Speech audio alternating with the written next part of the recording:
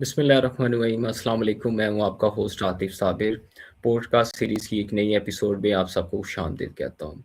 इस podcast series में मैं मुख्तलिफ शोबा ज़िंदगी से ताल्लुक़ रखने वाले मुख्तलिफ यंगस्टर और शख्सियात को मदऊ करता हूँ और उनके साथ हम गुफ्तगू करते हैं, उनके तजर्बात, ख़यालात और कामयाबियों को आप तक पहुँचाते हैं। आज के इस प्रोग्राम में मैंने दावत दी है एक यंग और एनर्जेटिक स्टूडेंट्स को, जो कि एआई की स्टूडेंट हैं, मिस रुदैना ट्रेडिंग वाली। आज हम इनसे गुफ्तगू करेंगे एक बहुत ही दिलचस्प और अहम मौजू पर, ऑनलाइन लर्निंग एक्सपीरियंस के हवाले से। Rudaina, welcome to my show. Thank you so much sir. Rudaina, आप थोड़ा-सा अपना इंट्रोडक्शन करवाएँ व्यूअर्स को कि अभी आप करंटली क्या कर रही हैं? क्या आपकी जो है ना मसरूफ़ियात हैं? जी, बिल्कुल। ओके सो अस्सलाम वालेकुम व्यूअर्स एंड अस्सलाम वालेकुम सर आसिफ। सो मेरा नाम ज़ना ट्रेडिंग वाली है और मैं 18 इयर्स की हूँ। मेरा ताल्लुक़ कराची पाकिस्तान से है और मैंने यहाँ स्कूल ऑलमोस्ट 10 मंथ्स पहले जॉइन किया था और जब मैंने जॉइन किया था उस वक़्त मैंने फाउंडेशन लेवल में मेरा एडमिशन हुआ था, तो मैंने ऑलमोस्ट 6 मंथ्स का कंप्लीट किया। देन अब मैं लेवल 1 की स्टूडेंट हूँ और मुझे यहाँ पर 5 टू 6 मंथ्स हो चुके हैं लेवल 1 को कंटिन्यू करते हुए। बाकी नॉर्मल टास्क वगैरह जो होते हैं हम नॉर्मल वैसे करती हूँ। उसके अलावा इंटर्न असिस्टेंट फैसिलिटेटर भी हूँ टैफ्टा एआई टीचर ट्रेनिंग की, तो वहाँ पे भी अपना एक टाइम थोड़ा-सा गुज़ारती हूँ। बाकी ये छोटा-सा मेरा एक शॉर्ट इंट्रो था। Thank you. अच्छा व्यूअर्स, मैं आपको ये भी बताता चलूँ कि रुदैना जो है ना, बेसिकली ये बड़े शाइनिंग स्टूडेंट्स हैं। और ये जो टैफ्टा की एआई टीचर ट्रेनिंग हो रही है रेहान एआई स्कूल के साथ, तो ये इसमें उनकी जो टीम है ना उसका हिस्सा भी हैं और इन्होंने बड़ी हेल्प की है हमारे बैच की, हमें थोड़ा गाइड भी किया है। तो इस पे भी मैं इन्हें अप्रिशिएट करता हूँ और दुआ गो हूँ कि ये इस कामयाबी को आगे कंटिन्यू रखें। थैंक यू सो अच्छा मच सर। रुदैना, वेलकम। जी। अच्छा रुदैना, ये बताइएगा कि ये एआई की तरफ आने का आपका कैसे आपके माइंड में ख़्याल आया? ओके सो अगर मैं इसकी जर्नी बताऊँ तो वो कुछ ऐसा था कि जब मैंने रेहान स्कूल में एडमिशन लिया, तो उस वक़्त मैं इंटर की स्टूडेंट थी और उस वक़्त मेरे ख़्याल में ऐसा कोई नहीं था कि मैं एआई को जॉइन करूँ और ये स्टडीज़ भी कंटिन्यू करूँ। बट कुछ ऐसा हुआ कि मुझे रेहान स्कूल के बारे में जो पता चला वो बेसिकली ऐसा पता चला कि मेरी मदर फेसबुक पे नॉर्मली रैंडमली स्क्रॉल कर रही थी रील्स, तो उनको एकदम से सर रेहान की पोस्ट दिखी जिसके अंदर वो कोई स्पीच दे रहे थे। देन उन्होंने वो स्पीच एक रैंडमली, कभी होता है ना कि हम किसी की भी कोई चीज़ देख रहे होते हैं, ना जान ना पहचान, बट हम देख रहे होते हैं फिर भी। तो हमको काफ़ी ज़्यादा इम्प्रेस हुई सर रिहान की बातों से, उनके जो वो स्पीच दे रहे थे उससे। फिर उन्होंने ऐसे डिसाइड किया कि मैं इनकी प्रोफ़ाइल चेक करती हूँ, क्योंकि उन्होंने उसमें डिस्कस किया कि उनका कोई स्कूल वगैरह भी है। फिर मेरी मदर ने उनकी प्रोफ़ाइल वगैरह चेक करी, तो फिर उनको पता चला कि ओह अच्छा, इनका रेहान अकेडमी है नेम से और जहाँ पे वो एआई एजुकेशन दे रहे हैं। तो स्टार्टिंग में मेरी मदर थोड़ा-सा कन्फ्यूज़ हुई और क्योंकि हमने पहली दफ़ा सुना कि कोई एआई एजुकेशन भी दे सकता है, क्योंकि वर्ल्ड का फर्स्ट स्कूल है जहाँ पे एक आर्टिफ़िशियल इंटेलिजेंस प्रोवाइड की जा रही है। तो इस वजह से फिर मेरी मदर ने वहाँ पे जाके सर्च आउट किया, तो उनको पता चला कि वो कराची में भी उनका कैंपसेस हैं और इस्लामाबाद वगैरह में भी हैं। तो फिर मैं कराची में रहती हूँ, तो फिर हमने कराची के 2 कैंपस हैं, मुनव्वर कैंपस और कोरंगी कैंपस, वहाँ जाके विज़िट किया। उसका रिव्यू वगैरह लिया कि कैसा है और देन सब चीज़ें देखी। उसके बाद तो काफ़ी अच्छी चीज़ें लगी, क्योंकि स्टार्ट में सब चीज़ें अच्छी लग रही होती हैं। उसके बाद फिर मेरा उस वक़्त मेरा भी कोई इरादा नहीं था कि मैं ये वहाँ यहाँ पे जॉइन करूँ और इस टीम का पार्ट बनूँ, सिस्टम का पार्ट बनूँ। देन उसके बाद सबसे पहले मेरे जो छोटे भाई हैं मोहम्मद इब्राहिम, उनका एडमिशन यहाँ पर हुआ था, तो उनके ऑलमोस्ट 6 मंथ्स बाद जाके मैंने यहाँ पे एडमिशन लिया और देन फिर मेरी जर्नी स्टार्ट हुई। फिर मैंने फाउंडेशन लेवल कंटिन्यू करा, फिर लेवल 1, सो इस तरह मेरी जर्नी स्टार्ट हुई। मुझे एआई में इंटरेस्ट आता रहा, क्योंकि हम जब कोई नया काम सीखते हैं, कोई नई चीज़ स्टार्ट करते हैं, तो हमें वो चीज़ बड़ी मज़े की और बड़ी इंटरेस्टिंग लग रही होती है और हमारा उसमें काम करने का दिल भी करती है, क्योंकि हमारे लिए न्यू होती है। तो सेम मेरे लिए भी एआई न्यू था, मुझे कुछ ख़ास इस बारे में नहीं पता था कि हम कैसे एआई टूल्स यूज़ करेंगे, कैसे वो चीज़ों को कंटिन्यू करेंगे। बट फिर जब मैंने आगे जाके इन सब चीज़ों को यूज़ करने लगी, एज़ अ मतलब teach facilitator, as a student मैंने सब चीज़ें पढ़ी और उसको अप्लाई किया। फिर काफ़ी ज़्यादा मुझे जाके इस बारे में पता चला, तो ये थी। अच्छा रुदैना, जो आपकी जनरल एजुकेशन है, आप वो भी साथ जी। में कंटिन्यू रखे हुए हैं? नो, अब मैंने स्किप कर दिया, क्योंकि मेरा मानना ये है कि अगर हम एक वक़्त में एक काम करें तो हम ज़्यादा अच्छे तरीके से कर सकते हैं, क्योंकि दोनों चीज़ों को एक साथ लेते हुए चलना थोड़ा-सा मुश्किल हो रहा था और मेरा फ़ोकस जो था ना वो मेरे स्टडीज़ पे जा रहा था ट्रेडिशनल स्कूलिंग की, ना मैं यहाँ इस तरीके से फ़ोकस कर पा रही थी। तो मैंने ये डिसाइड किया कि मैं एक पार्ट को जॉइन कर लेती हूँ और एक पे ही फ़ोकस करती हूँ, ताकि मेरी जो सारी एनर्जी है वो अच्छे तरीके से लग सके और मुझे कुछ हासिल हो सके। तो इस वजह से। अच्छा, आप डेली स्क्रीन टाइम कितना यूज़ करती हैं? ओके, अगर मैं बात करूँ कि हमारी अकेडमी ने हमें कितना अलाउ किया हुआ है, तो वो 7 आवर्स अलाउ है। मतलब जिसमें इंटर्न भी है और वो लाइक हम ऐसा नहीं है कंटिन्यूअस 7 आवर्स हमें बैठना है, नहीं, हमें चंक्स में देते हैं। लाइक जैसे मैं सुबह मॉर्निंग में अपनी क्लास लेती हूँ 9:30 टू 11, देन फिर अपनी इंटर्नशिप की क्लास जॉइन कर लेती हूँ। फिर उसके बाद गैप आ जाता है, जब मेरा दिल करता है शाम में या दोपहर में अपने लिए अगर टाइम निकालती हूँ अपने इंटरव्यूज़ या अपने टास्क वगैरह करने के लिए। इसके अलावा मैं कोशिश करती हूँ कि मैं कम से कम टाइम दूँ और जल्दी से अपना जितने भी मेरे टास्क वगैरह हैं वो कंप्लीट कर दूँ, ताकि मैं अपनी फैमिली को टाइम दे सकूँ। क्योंकि मैंने अक्सर चीज़ें ऐसी देखी हैं कि जब हम ऐसी आर्टिफ़िशियल इंटेलिजेंस या एक नई मतलब टेक्नोलॉजी की तरफ हम जब बढ़ते हैं ना, तो हम अपनी फैमिली से, हम फ़िज़िकल एक्टिविटी से बहुत ज़्यादा दूर हो जाते हैं। और हमें इस जी, बात का एहसास बहुत टाइम बाद जाके होता है, जब हम चीज़ों को खो देते हैं या उस वक़्त को खो देते हैं। तो इसी वजह से भी मैंने डिसाइड स्टार्टिंग में कर लिया था, जब मेरी ये वाला स्टार्ट करी थी मैंने अपने यहाँ पे एडमिशन, तो कि मैं स्क्रीन टाइम अलग दूँगी और फैमिली को टाइम अलग। तो फिर मैं कोशिश करती हूँ कि मैं अपना screen time almost 5 to 7 hours दूँ, फिर उसके बाद मैं वाइंड अप कर देती हूँ। अच्छा, कभी ऐसा हुआ है कि आपने एक दिन पूरा कोई स्क्रीन टाइम ना इस्तेमाल किया और आप बगैर अपने ऑनलाइन सेशन के आपने गुज़ारा हो, वो कैसी फीलिंग थी आपके लिए? ऐसा हुआ था जब मेरा फाउंडेशन लेवल कंप्लीट हो गया था, तो हम लोग को जैसे स्पेयर में टाइम देते हैं ना कि अपने टास्क कंप्लीट कर लें आप, तो सेम मेरे साथ भी हुआ था। तो मेरे ऑलमोस्ट टास्क कंप्लीटेड थे, तो हम सबका लीव था, तो हमें इंटरव्यू कुछ भी नहीं करना था और ना क्लासेस लेनी थी और मैं ना फिज़िकल कहीं जाती हूँ कि मेरी कोई अलग एक्टिविटी हो, तो मैं उसमें बिज़ी हो जाऊँ, नहीं। तो फिर उस दिन मुझे बहुत ज़्यादा रियलाइज़ हुआ कि मैं एक इस सिस्टम का पार्ट हूँ और मैं रोज़ाना डेली बेसिस पे अपनी क्लासेस लेती थी और अब मैं नहीं ले रही, तो मुझे बहुत ज़्यादा लाइक मैं उदास सी और मुझे बहुत बोरियत हो रही थी घर में कि मैं क्या करूँ? बस कुछ करने को नहीं है। तो नेक्स्ट 5 डेज़ बाद मेरी दोबारा क्लास कंडक्ट हुई टीचर के साथ एज़ अ मीटिंग। तो फिर हम सब ने डिस्कस किया, तो सारे ऑलमोस्ट सब बच्चों ने ये बताया कि हमारा ये वीकेंड बहुत बोर गया है। हमने कोई काम नहीं किया, हम मतलब कोई मज़ा नहीं आया, क्योंकि हम नॉर्मल क्लास लेते थे तो हमारी टॉक बातें होती थी, हमारे नॉर्मल क्लासेस होते थे, तो उसमें हम थोड़ा-सा बिज़ी हो जाते थे। बट जब मैंने जी, क्लास नहीं ली तो मुझे यही बोर सी लग रही थी, कुछ कुछ ख़ास नहीं लगा। ठीक, बेहतर। अच्छा, आपको कभी ऐसा नहीं फ़ील हुआ कि आप जो लोग ऑनलाइन क्लासेस लेते हैं, ऑनलाइन जॉब्स करते हैं, रिमोट जॉब्स करते हैं, वो थोड़ी आउटडोर एक्टिविटी से दूर हो जाते हैं और वो एक कमरे में खुद को बंद कर लेते हैं और एक अपनी ही दुनिया यानी कह लें कि जनरेट कर लेते हैं? आप बिल्कुल सही कह रहे हैं, मैं आपकी बात से भी एग्री करती हूँ। बेसिकली मेरे साथ भी ऐसा हुआ था बीच में कि मैं बहुत ज़्यादा एग्ज़ॉस्ट हो गई थी कि मैं सिर्फ़ ऑनलाइन पढ़ती हूँ, लाइक मैं 24 घंटे घर में रहती हूँ। एक तो मैं लड़की हूँ कि मैं एक लड़कियों का होता है ना, वो हमेशा घर में रहती हैं। मैं अगर लड़का होता तो मैं ये होता कि दोस्तों के साथ हम बाहर चले गए, घूमने-वूमने चले गए या अम्मी ने कुछ बोल दिया कि भाई सामान ला दो, तो बंदा निकल जाता है घर से बाहर। लेकिन हम तो लड़कियाँ हैं, तो मैं घर में रहती हूँ ऑलमोस्ट ज़्यादातर। और मैं पढ़ भी फिर ऑनलाइन नहीं थी, क्योंकि पहले जब मैं स्कूल जाती थी, कॉलेज जाती थी, तो मैं बाहर जाती थी फिज़िकली, तो हमारा माइंड थोड़ा-सा फ्रेश हो जाता था। मैं अपनी फ्रेंड से मिलती थी, बहुत एक हमारा सर्कल होते हैं, जहाँ पे हम डिफरेंट लोगों से मिल रहे होते हैं, तो हमारी रूटीन काफ़ी अच्छी चल रही होती है। बट जब मैंने ऑनलाइन स्टार्ट किया और उसके थोड़े दिनों बाद मुझे यही एहसास हुआ कि ऑनलाइन के वक़्त हम लोगों से दूर हो जाते हैं, कि हम सिर्फ़ एक स्क्रीन के सामने होते हैं, उससे हम लोगों से कनेक्ट होते हैं।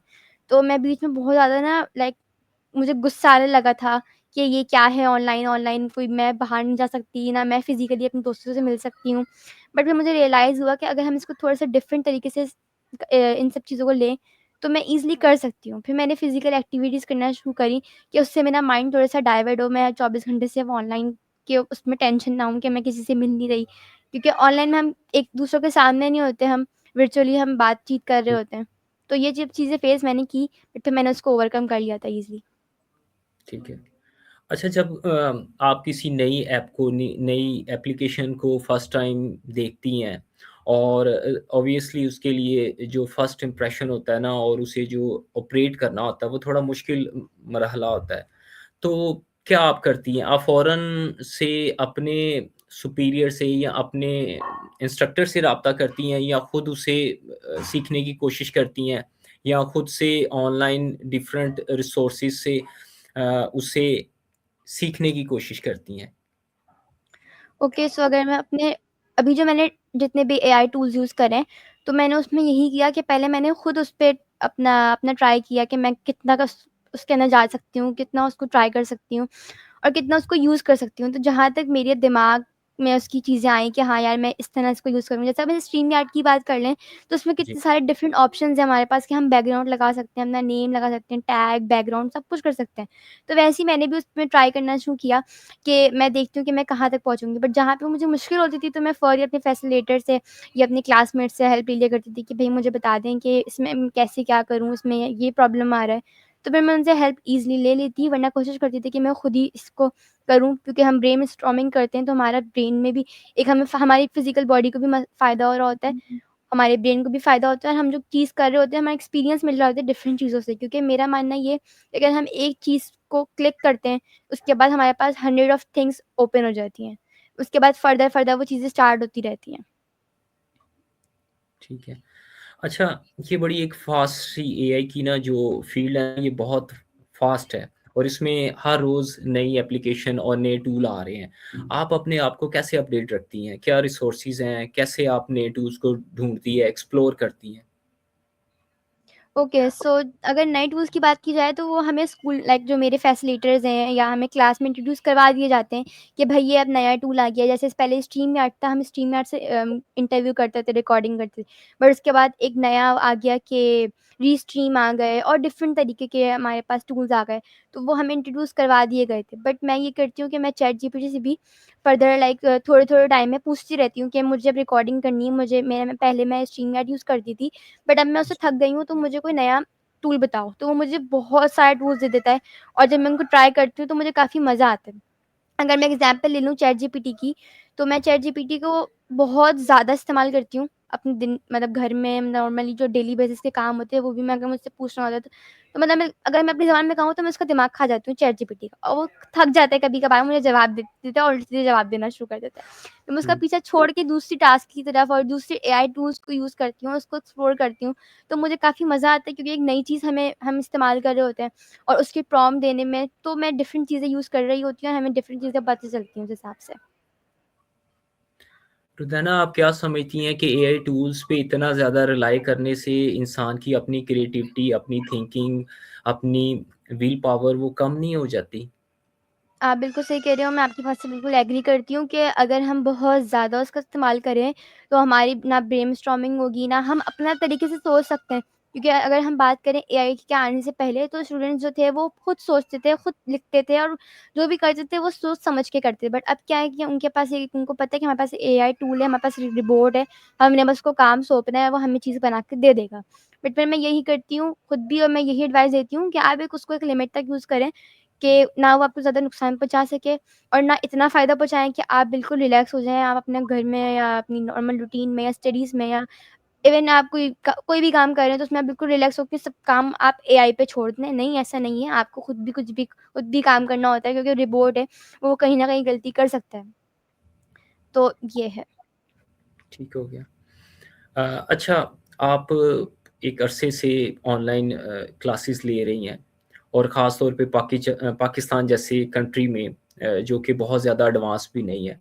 आपको क्या प्रॉब्लम फ़ेस करनी पड़ती हैं? क्योंकि ये जो एआई टूल्स आप यूज़ करती हैं, इसके लिए अच्छा आपके पास एनवायरनमेंट होना चाहिए, अच्छा आपके पास इंटरनेट कनेक्शन होना चाहिए जिसमें इंटरप्शन ना हो, अच्छे हुँ। टूल्स हों, अच्छी स्पीड हो। आपको क्या यानी कह लें प्रॉब्लम फ़ेस करनी पड़ती हैं, जिससे आप बाज़ दफ़ा इंसान जो है ना वो काम करना चाह रहा होता है, लेकिन अवेलेबिलिटी ना होने की वजह से ना फेड अप हो जाता है और आप उसे लीव कर देते हैं। ओके, सो सेम मैं अगर इस बात को डिस्कस करूँ कि मुझे जो चीज़ें फेस करने को प्रॉब्लम होती है, वो ये है कि सबसे पहले तो इंटरनेट का बहुत ज़्यादा मसला होता है। थोड़ी-थोड़ी देर में हम इसको रीलोड कर रहे होते हैं, सर्वर थोड़ा-सा डाउन हो जाता है, तो हम काम नहीं कर पा रहे होते सही तरीके से। और दूसरी बात ये है कि इंटरनेट इश्यू हो गया एक तो। एक तो यहाँ पे जो इतने भी टूल्स हैं ना, उसको पेड वर्ज़न और एक प्रो वर्ज़न होता है जो हमें पेड करके देना पड़ता है। एक टाइम लिमिट होता है कि भई हम उसको इस वक़्त टाइम तक हम फ्री यूज़ कर सकते हैं और उसके बाद फ़र्दर हम उसको पेड करें उसको। हमें पे करना पड़ेगा, उसके बाद हमें यूज़ करना पड़ेगा। तो इन चीज़ों को काफ़ी मसला होता है क पाकिस्तान की अगर हम बात करें, क्योंकि आई गेस बाहर की कंट्री में इन चीज़ों को इतना ज़्यादा नहीं होगा। और दूसरी चीज़ ये है कि जैसे मैंने अभी चैट जीपीटी का डिस्कस किया पहले वाले अपने सवाल में, कि अगर मैं चैट जीपीटी को ज़्यादा यूज़ करने लग जाती हूँ या मैं उससे बहुत ज़्यादा हेल्प लेनी शुरू करती हूँ, तो वो मुझे उल्टे-सीधे जवाब देते हैं और मैं जो माँग रही होती हूँ वो मुझे देता ही नहीं है। तो फिर मैं उसको स्किप कर देती हूँ। मुझे पता है भई एक रिपोर्ट है, वो इस तरह करेगा। तो मैं उसको बस स्किप करके दूसरे फ़र्दर जो मेरे टूल्स हैं एआई में उनको यूज़ करती हूँ, क्योंकि वो एक नए होते हैं और वो सेम यही के वो उस वक़्त पेड नहीं होते, वो फ्री होते, तो मैं उसको ईज़िली यूज़ कर सकती हूँ। तो यही सब चीज़ें फेसेस करने को मुझे मिलती हैं कि इन सब चीज़ों की वज़ह से हम कभी-कभार अपने काम करते हुए भी छोड़ देते हैं कि भई ये सब चीज़ें हो रही हैं, बस मैं नहीं कर रही, मैं थक गई हूँ। रुतना आप इन फ्यूचर अगर इसे ऑनलाइन कंटिन्यू करती हैं एज़ अ प्रोफ़ेशन भी और आप टीचिंग की फ़ील्ड में आ जाती हैं। आप क्या समझती हैं कि जब ऑनलाइन टीचिंग का प्रोसेस शुरू करेंगी, तो क्या लैग्स होंगे? क्या यानी कह लें कि प्रॉब्लम्स आपको फ़ेस करना पड़ेगी जो फ़िज़िकल लर्निंग प्रोसेस में नहीं होता? आप अपने सवाल को थोड़ा-सा और एक्सप्लेन कर सकते हैं? जी, जी। जैसे मैं कहना चाह रहा हूँ कि ऑनलाइन लर्निंग में क्या लिमिटेशन है? मतलब ये कि हमें ऑनलाइन में क्या चीज़ें मिलती हैं और मतलब ट्रेडिशनल स्कूलिंग जो हम फिज़िकल करते हैं उसमें क्या-क्या डिफरेंस है, राइट? जी, जी, जी, बिल्कुल। ओके। सो अगर हम ऑनलाइन की बात करें तो उसमें यही है कि हमें नेटवर्क का बहुत ज़्यादा इश्यू होगा और हम फ़ेस टू फ़ेस बात नहीं कर सकते, मतलब उसमें हम फिज़िकली नहीं होते, हम वर्चुअल बात कर रहे होते हैं। कोई कहीं किसी कंट्री से होता है, कोई किसी सिटी से होता है, तो हम अलग-अलग डिफरेंट इलाकों से बात करते हैं। तो उसके अंदर ये मसला होता है कि मुझे कोई चीज़ समझ नहीं आ रही है, तो मैं उनसे फ़िज़िकली नहीं जाके पूछ सकती, क्योंकि हम जब कोई एक चीज़ फ़िज़िकली करते हैं तो हमें ज़्यादा जल्दी और ईज़िली समझ आ जाती है। लेकिन यही चीज़ अगर मैं ऑनलाइन में करूँ तो उसमें बहुत ज़्यादा टाइम वेस्ट होता है। लाइक स्क्रीन शेयर करें, हम एक एग्ज़ाम्पल ले लें कि भाई स्क्रीन शेयर करें, अब वो मुझे कुछ और समझा रहा है और वो मुझे चीज़ समझ नहीं आ रही, तो वो मुझे करके नहीं दिखा सकता है मेरे पास आके, मेरा टैप नहीं कर सकता कि वो आप ये वाला दबा दो, ये वाला टैप कर दो, नहीं। तो ये सब चीज़ों को बहुत ज़्यादा हमें मतलब फ़ेस करनी पड़ती हैं, ये वाले इश्यूज़।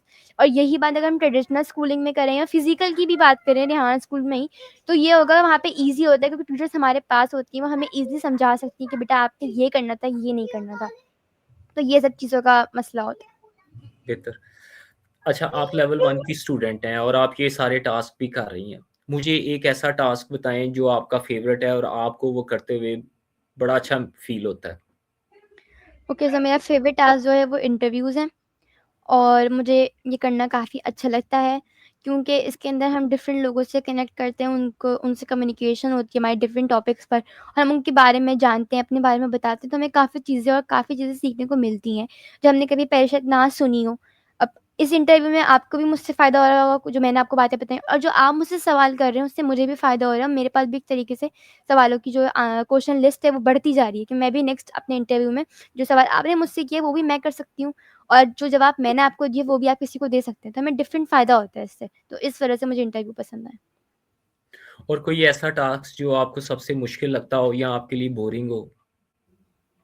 उम, बोरिंग, मुश्किल मुझे फ़िलहाल कोडिंग लगती है थोड़ी-सी, क्योंकि मेरा इसमें इंटरेस्ट नहीं है। बट मैं कोशिश करती हूँ कि उसमें मैं अपना इंटरेस्ट बढ़ाऊँ, ताकि उसमें भी मेरा मैं अच्छे तरीके से उसको परफ़ॉर्म कर सकूँ। तो यही है बस। ठीक हो गया। ओवरऑल अगर मैं आपसे पूछूँ का आपका ऑनलाइन लर्निंग प्रोसेस या कह लें कि ये सारी आपका प्रोसीजर कैसा एक्सपीरियंस रहा? तो आप इसे कैसे कैटेगराइज़ करेंगी? ओके, अगर मैं ऑनलाइन जी सर, कंटिन्यू करें आप? जी, जी। ओके। तो अगर मैं ऑनलाइन की बात करूँ फ़िज़िकल के कंपेयर करके, तो ऑनलाइन मेरे नज़र में ज़्यादा बेहतर है, क्योंकि हम घर में बैठकर किसी भी जगह पर, कहीं पे भी, किसी भी हालत में बैठ सकते हैं। मतलब उसमें ये हमारे ऊपर डिपेंड करता है कि हम अपने आप को कितना अच्छे तरीके से उसको परफ़ॉर्म करें। बट हमें ऑनलाइन में ज़्यादा ईज़ी होता है। सेकंडली जैसे अगर हम फ़िज़िकल की बात करें तो हमें फ़िज़िकली जाना पड़ता है, उसमें टाइम मैनेज करना पड़ रहा होता है। तो इन सब चीज़ों का मसला होता है, लाइक पिक एंड ड्रॉप वगैरह का। और ऑनलाइन के अंदर ये है कि हमारे पास फैसिलिटीज़ बहुत ज़्यादा होती हैं, हम कुछ भी कहीं पे भी ईज़िली कर सकते हैं। टास्क की बात करें तो मैं किसी वक़्त भी आराम से लेट के, बैठ के, खड़े होकर किसी भी तरह से अपना टास्क कंप्लीट कर सकती हूँ। मेरे ऊपर डिपेंड करता है कि मैं उसको कैसे परफ़ॉर्म करूँ। और ऑनलाइन में ये है कि हमें कोई फ़िक्स टाइम नहीं है, मतलब क्लासेस का तो फ़िक्स टाइम है, लेकिन टास्क कंप्लीट करने का कोई फ़िक्स टाइम नहीं है, वो हमारे ऊपर डिपेंड करता है हम कब करें। अगर बात की जाए फ़िज़िकल की, तो फ़िज़िकल के अंदर मैं उसी वक़्त मुझे टास्क भी कंप्लीट करने होंगे, अपने उसी टाइम पीरियड में, क्लासेस भी लेनी होंगी, कोई सवाल-जवाब करने होंगे, तो भी उसी सवाल उसी में करने होंगे। वरना मैं नेक्स्ट डे का वेट करूँगी, भई नेक्स्ट डे आएँगे, फिर हम क्लास में जाएँगे, फिर टीचर से पूछेंगे। ऑनलाइन में ये फ़ायदा है कि मुझे किसी वक़्त भी कोई मसला होता है ना, मैं बस एक मैसेज करती हूँ अपने फैसिलिटेटर को और मुझे मेरे सवाल का जवाब मिल जाता है, तो मुझे वेट नहीं करना पड़ता है दूसरे दिन का। तो ये सब चीज़ें जो मुझे लगती हैं।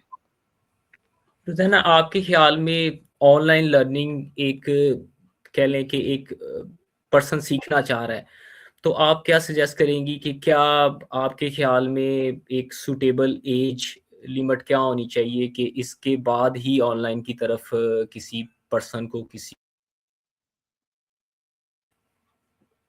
सर आप स्टक हो गए हैं, आप अपना क्वेश्चन रिपीट करेंगे? जी श्योर। मैंने आपसे मेरा क्वेश्चन ये था कि आपके ख़्याल में क्या बेहतर है कि किस एज लिमिट के बाद किसी बच्चे को ऑनलाइन लर्निंग की तरफ आना चाहिए? ओके, सो मेरा यही है कि अगर तो वो स्टूडेंट इतना मैच्योर है कि वो दूर बैठ के अपने टीचर से मतलब फिज़िकली नहीं जा सकता और वो दूर बैठ के वो समझ सकता है उनकी बात को और उसको वैसे ही परफ़ॉर्म कर सकता है। तो वो ऑनलाइन में आए और उसको परफ़ॉर्म करे अच्छे तरीके से। लेकिन अगर हम ऐज की बात करें तो मेरी नज़र में 12 टू 13 इयर्स के बाद स्टूडेंट को ऑनलाइन का काम स्टार्ट करना चाहिए क्योंकि उसके बाद वो बंदा मैच्योर हो जाता है, उसको इतना सेंस होता है कि क्या चीज़ गलत मैं कर रहा हूँ, क्या चीज़ मैं सही कर रहा हूँ, किस टैब को मैं किस तरह यूज़ कर सकता हूँ और कौन-सा की का बटन मैं दबा सकता हूँ। और उससे अंडर जो स्टूडेंट होते हैं उनको इतना सेंस नहीं होता क्योंकि उन डिफरेंट तरीके के स्टूडेंट्स होते हैं। तो उसमें मेरा ये है कि आप फिज़िकल जाएँ फिर। अ, मैंने ये क्वेश्चन इसलिए किया क्योंकि लास्ट कुछ 1 माह पहले मैंने एक बच्चे का इंटरव्यू किया, वो तकरीबन 12 साल का था और वो इंडिया से बिलॉन्ग करता था। जब मैंने उससे ये पूछा कि भई आप सारा टाइम इधर दे रहे हो और आपकी इन्वॉल्वमेंट और इंटरेस्ट बिल्कुल इधर ही है, तो आपकी स्टडी की क्या पोज़ीशन होगी? आप उसे कैसे मैनेज करोगे? उसने जी हुँ। मुझे बड़ा सिंपल सा क्वेश्चन दिया, जी मैं स्टडी छोड़ दूँगा और मैं इसे नहीं छोड़ सकता। तो क्या ख़्याल है कि एक तो स्कूल में भी रिस्ट्रिक्शन होनी चाहिए एज लिमिट के हवाले से और दूसरा वालिदैन को, पेरेंट्स को भी चाहिए कि वो भी इस बात का ख़्याल करें कि अर्ली एजेस में अपने बच्चे को इस तरफ डाइवर्ट करना उनके फ्यूचर के लिए, उनकी उसकी एजुकेशन कंटिन्यूअस के लिए प्रॉब्लम क्रिएट कर सकता है। आप सही कह रहे हैं सर और मैं इस बात से बिल्कुल एग्री करती हूँ। मैंने ये अपनी आँखों से भी देखा है बेसिकली। कराची पाकिस्तान में यही है कॉन्सेप्ट लोगों का, पेरेंट्स का बेसिकली कि बच्चा जो है वो ढाई 3 साल का हो तो भई उसका एडमिशन करवा दें अब स्कूल में। बट अगर हम बात करें फॉरेन कंट्रीज़ की लाइक अमेरिका, कोई सी भी कर लें आप पाकिस्तान के अलावा, वहाँ पे ऐसा कुछ भी नहीं है, वहाँ पे एक एज लिमिट है। अगर पेरेंट्स चाहेंगे भी ना तो स्कूल वाले एडमिशन नहीं देते। इवन कि वहाँ पे गवर्नमेंट भी ऐसी स्ट्रिक्ट रूल्स हैं कि वो आपको स्टूडेंट आपका आपके बच्चे को स्कूल में एडमिशन नहीं लेने देगी। तो ये काफ़ी अच्छी चीज़ है क्योंकि हम जब हर चीज़ एक एज के हिसाब से अच्छी लगती है। अगर हम एज से पहले करना शुरू कर दें, तो हमारा खुद का भी नुकसान होता है और सामने वाले का भी नुकसान हो रहा होता है। तो मैं यही एडवाइस दूँगी पेरेंट्स को भी कि अपने बच्चों को जो है उनका बचपन जीने दें बेसिकली और उनकी जब एक एज लिमिट आए पढ़ने की, जब उनको एडमिशन करवाएँ, एज से पहले एडमिशन मत करवाएँ क्योंकि फिर वो बच्चा सही तरीके से ना पढ़ पाता है और जो वो अगर उसके पास इतनी क्योंकि उनके पास इतनी नॉलेज नहीं होती, उनके पास इतना दिमाग नहीं होता कि उनको क्या करना है। फिर वो गलत राह पे चले जाते हैं, उनसे पढ़ा नहीं जाता। तो ये सब चीज़ें। अच्छा रुदैन एक क्वेश्चन कि आप ऑनलाइन लर्निंग में कौन-सी बेहतरी देखना चाहती हैं, जो आप समझती हैं कि इसकी कमी है या आपकी अपनी राय है कि ये ऐसे भी होना चाहिए? ओके, सो सबसे पहले मैं चाहूँगी कि यहाँ पे इंटरनेट का इश्यू होता है, वो थोड़ा-सा सही हो जाए, ताकि जो डिस्कनेक्शन हो जाती है, जो हम बीच में बात करते-करते रह जाती है। क्योंकि मैंने अक्सर चीज़ें ये फ़ेस करी हैं कि मैं कोई चीज़ समझा रही होती हूँ या समझ रही होती हूँ कुछ चीज़ें, तो वो बीच में इंटरनेट मसला करता है और मेन पॉइंट जो होता है, वो निकल जाते हैं मेरे इंटरनेट की वज़ह से। तो ये सब चीज़ें पे फ़ोकस करना चाहिए हमारी गवर्नमेंट को कि वो हमारे इंटरनेट को थोड़ा-सा इतना अच्छा कर दें कि हमें मसला ना हो पढ़ने में।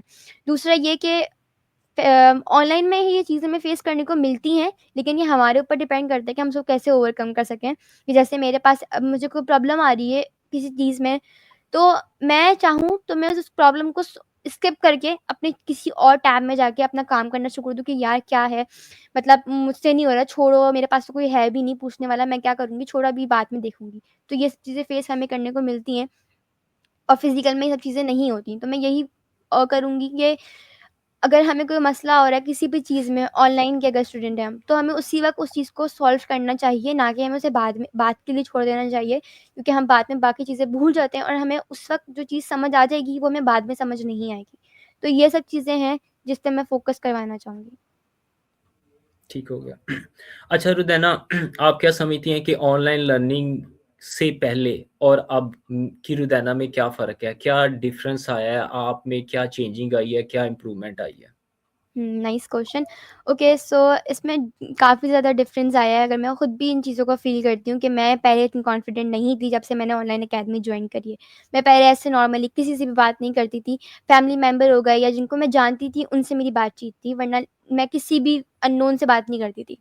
ना मेरे अंदर इतना कॉन्फिडेंट था बोलने का, और ना मुझे अगर मेरा इवन मैं ऐसी थी कि अगर मेरे पास कोई किसी बात का या किसी भी बात का मेरे पास सवाल का जवाब भी होता था ना, तो मैं बहुत शाय थी कि मैं उस सवाल का जवाब बोल नहीं सकती थी। इवन मैं सही होती थी, मैं उसके बाद भी उसको समझा नहीं पाती थी कि नहीं ऐसा नहीं, ऐसा है। बट जब से मैंने ऑनलाइन अकेडमी जॉइन किया है ना, तो मेरे अंदर काफ़ी चेंजेज़ आए हैं। और मेरे अंदर सबसे पहले तो कॉन्फिडेंट आया है बात करने का। जो मेरी बात होती है मैं उस पे लड़ जाती हूँ कि नहीं ये है तो है, भाई जैसा भी समझना है आपको, क्योंकि मेरा हक है। अगर मैं सही हूँ तो मैं सही हूँ। तो इन सब चीज़ों का मुझे एक तरीके से आप पावर कह सकते हैं, सब मिल गया। दूसरा ये कि मुझे सोशल मीडिया अकाउंट यूज़ करना पहले इतने नहीं आते थे, ना मुझे इतना इंटरेस्ट था इन सब चीज़ों में। तो अब मुझे बहुत सारी चीज़ें पता चल गई हैं डिफरेंट तरीके की, कि मैं अपनी इवन अपने मामा-पापा की भी कभी वो समझ नहीं पा रहे होते हैं, लाइक उनको ये नहीं पता कि चैटजीपीटी के अलावा भी और टूल्स हैं, तो मैं उनको कहती हूँ कि आप ये वाले टूल्स भी यूज़ करें, आपको बड़ा फ़ायदा होगा। तो वो लिटरली यूज़ भी करते हैं, फिर मुझे कहते हैं कि हाँ, तुमने मुझे ये वाली टूल बताया था, मुझे काफ़ी अच्छा और मुझे काफ़ी फ़ायदा हुआ इससे। तो ये सब चीज़ें जो मेरे ऑनलाइन अकेडमी के आने के बाद रियलाइज़ हुई कि हाँ, हम अपने आप को काफ़ी अच्छे तरीके से, पॉज़िटिव तरीके से बदल सकते हैं, लेकिन ये डिपेंड हमारे ऊपर करता है कि हम अपने आप को किस वे में लेके जाएँ। सो ये सब चीज़ें मैंने फ़ील करी। ठीक। एक और क्वेश्चन अभी मेरे माइंड में जी। ये जनरेट हुआ कि देखें जैसे रेहान स्कूल भी ऑनलाइन टीचिंग को प्रमोट कर रहा है, ऑनलाइन स्टडी को प्रमोट कर रहा है और हमारी गवर्नमेंट भी इस तरफ जा रही है। मैं ये हुँ। समझता हूँ कि अगर ये सारा एनवायरनमेंट और ये सारा सिस्टम ऑनलाइन पे शिफ्ट आउट हो जाएगा, तो जो एक बच्चा है या एक यंगस्टर है या अडल्ट है, वो जो फिज़िकली परफ़ॉर्म कर सकता है या फिज़िकली जो उसमें क्वालिटीज़ जनरेट हो सकती हैं, जैसे न कि आप प्रेज़ेंटेशन देते हैं in front of class, in front of audience, ठीक है? और अचानक से आपको कहा जाता है कि जी आएँ और इस चीज़ को आप एक्सप्लेन करें और वो एथिक्स और वो कह लें कि मोरल वैल्यूज़ वो आप नहीं समझती कि ऑनलाइन सिस्टम या ऑनलाइन स्टडी में हम उससे दूर होते जाएँगे? बिल्कुल सही कह रहे हैं, मैं इस बात से एग्री करती हूँ, क्योंकि हम जब ऑनलाइन होते हैं तो डिफरेंट चीज़ें हमें फेस करने को मिलती हैं और फिज़िकल में हमें डिफरेंट चीज़ें मिलती हैं, क्योंकि फिज़िकल के अंदर हमारे नज़रों के सामने, हमारी आँखों के सामने हज़ार लोग और 100 लोग बैठे हुए होते हैं, जिनको हमें फेस करके अपनी स्पीच देनी होती है इतने कॉन्फिडेंट में कि यार अगर वो बैठे हुए भी तो क्या हुआ, हमें तो अपना काम करना है, मैं बोलूँगी। लेकिन यही बात अगर मैं ऑनलाइन में देखूँ तो मैंने कभी भी चीज़ फ़ील नहीं करी कि मेरे, क्योंकि हम क्लास में होते हैं तो हमारे साथ ऑलमोस्ट 16 टू 17 स्टूडेंट्स होते हैं, बट मेरे दिमाग में कभी ये नहीं आता कि यार ये लोग मेरे बारे में क्या सोचेंगे, मैं क्या बोल रही हूँ, क्योंकि वो मेरे सामने नहीं होते। वो भी थोड़ी देर में जी, ऑफ हो जाएँगे, वो अपना काम करेंगे, मैं अपना काम करूँगी, हम भूल जाएँगे। लेकिन हम यही चीज़ अगर फिज़िकल में देखें ना, तो हम एकदम कन्फ्यूज़ हो जाते हैं कि नहीं, हमें तो स्टेज पे बुला लिया, मैं कैसे स्पीच दूँगी, मैं ये लेक्चर कैसे समझाऊँगी? तो इन चीज़ों का तो बहुत ज़्यादा डिफ़रेंस है इन सब चीज़ों में, आप सही कह रहे हैं। बिल्कुल और मैं ये समझता हूँ कि ना स्क्रीन का ना एक शेल्टर मिल जाता है आपको, क्योंकि हुँ। फिज़िकल अपीयरेंस और इमेज क्रिएट करता है और जो शेल्टर होता है ना उसमें वो आप कनेक्टेड नहीं होते। जैसे मैं आपसे बात कर रहा हूँ तो अगर कोई पर्सनैलिटी होगी, यहाँ पर मेरे सामने सीएम बैठा हुआ है, कोई मिनिस्टर बैठा हुआ है, तो उसका वो इम्पैक्ट नहीं आएगा जो रियल लाइफ़ में मैं उसके साथ कनेक्टेड होऊँगा, तो मैं अपने आप को बड़ा ना एक बर्डन में, प्रेशर में फ़ील करूँगा। सही कह रहे हैं आप। लास्ट क्वेश्चन रुदैना आपसे जी। रुदैना आने वाले 5 से 10 साल में खुद को क्या कहाँ देखती है और क्या प्लान है आपके? ओके, सो सबसे पहले मुझे अपने आप को एक कामयाब और एक इंडिपेंडेंट वुमन देखना है, कि मैं अपने आप पे डिपेंड करूँ, उसके अलावा किसी और पे नहीं। इवन अपने पेरेंट्स पे भी डिपेंड ना करूँ, उनको सपोर्ट करूँ बल्कि। कि मैं उनको बोलूँ कि भई अब आप मुझे पहले सपोर्ट करते थे, अब मेरा टाइम है आपको सपोर्ट करने का। क्योंकि मैंने ये बात फ़ील करी है बड़े होकर, जब मैं मतलब मैच्योर होने के बाद मुझे ये चीज़ फ़ील हुई कि हमें पेरेंट्स को सपोर्ट करना चाहिए, क्योंकि एक वक़्त ऐसा आता है कि आपके पेरेंट्स के ऊपर कि उनको हमें बच्चों की तरह पालना होता है, हमें उनको बच्चों की तरह ट्रीट करना होता है। क्योंकि वो भी थक जाते हैं अपनी ज़िंदगी में काम करके, हमारे लिए स्ट्रगल करके, बेसिकली जो मैं कहना चाहूँगी कि वो हमारे लिए ज़िंदगी जीते हैं। तो एक ऐसा बच्चों पे टाइम आता है कि अब उनका टाइम होता है कि हाँ, वो अपने पेरेंट्स को सपोर्ट करें, उनके लिए स्ट्रगल करें। तो मैं इतना स्ट्रगल करना चाहती हूँ कि मैं अपने बाबा को, मामा को खुश करूँ, लाइक उनको वो सिर्फ़ रेस्ट करें और मैं बोलूँ कि बाबा कि मैंने ये काम करना शुरू करा है, इसमें इतना इनकम है, इतना प्रॉफ़िट है और वो खुश होएँ बस, उनको कोई काम करना ना पड़े क्योंकि उनकी भी लाइफ़ है, उनको भी थोड़ा-सा रेस्ट मिलना चाहिए ना। जब उन्होंने हमारे लिए इतना स्ट्रगल किया, हमें यहाँ पहुँचाया, तो हमारा भी काम है इतना स्ट्रगल करें कि हम उनको अच्छी ज़िंदगी, उनको अच्छी लाइफ़स्टाइल दे सकें। तो बेसिकली ये है। दूसरा ये है कि जो मेरे एम्स हैं, मेरे गोल्स हैं, मैं उनको अच्छे तरीके से अचीव कर सकूँ। जो मेरी फ़ील्ड है उसमें मैं अच्छे तरीके से इतना अच्छा काम कर सकूँ कि मुझे भी फ़ायदा हो उससे और मैं दूसरों को भी फ़ायदा पहुँचाऊँ। तो ये सब चीज़ें। थैंक यू वेरी मच रुदैना, आपके टाइम का बहुत शुक्रिया। आप वाक़ई एक ब्राइट स्टूडेंट हैं और आप बड़ी एफ़र्ट कर रही हैं और मैंने इस चीज़ को ऑब्ज़र्व किया है, फ़ील किया है और इस लेवल तक पहुँचने पर जहाँ आप स्टार्टिंग पे इस लेवल तक पहुँच चुकी हुई हैं और ये एक इंडिकेशन होता है कि एक ब्रिलियंट स्टूडेंट, एक ब्राइट स्टूडेंट जो होता है ना, ये उसकी इनिशियल स्टेजेस होती हैं और वो इन चीज़ों से घबराता नहीं है और इनके लिए कोशिश करता है और इसी तरह से वो फिर अपने आप को प्रोमिनेंट करता है एक ग्रुप में से। तो मैं आपके लिए नेक ख्वाहिशात और तमन्नात के साथ आपका शुक्रिया करता हूँ। Thank you very much for your time और फॉर टुडे। थैंक यू जी। Thank you so much sir, आपने इतनी दुआएँ दी और इतना थैंकफुल आपने कि मुझे अपने पॉडकास्ट में बुलाया। I am really thank you. Thank you ji.